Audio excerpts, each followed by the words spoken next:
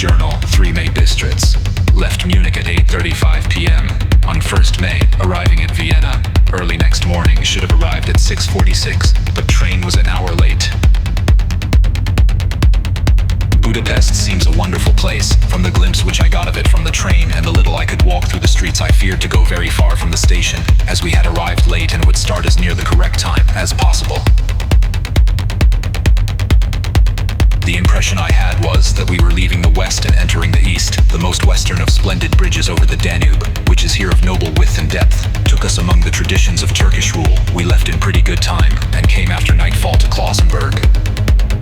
Here I stopped for the night at the Hotel Royal. I had for dinner, or rather supper, a chicken done up some way with red pepper, which was very good but thirsty.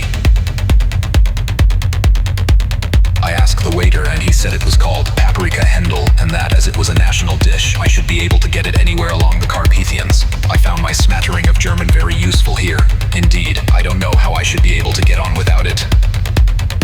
Having had some time at my disposal when in London, I had visited the British Museum and made search among the books and maps in the library regarding Transylvania. It had struck me that some foreknowledge of the country could hardly fail to have some importance in dealing with a nobleman of that country.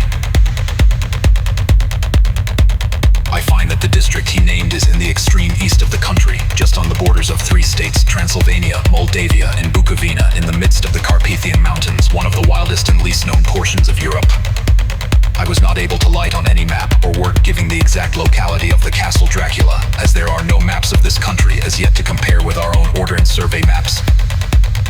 But I found that Bistritz, the post town named by Count Dracula, is a fairly well-known place. I shall enter here some of my notes, as they may refresh my memory when I talk over my travels with Mina. In the population of Transylvania, there are 4 distinct nationalities: Saxons in the south, and mixed with them the Wallachs, who are the descendants of the Dacians, Magyars in the west, and Seklis in the east and north. I am going among the latter, who claim to be descended from Attila and the Huns.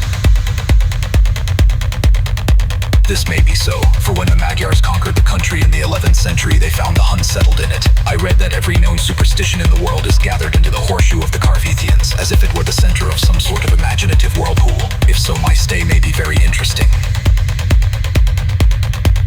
I must ask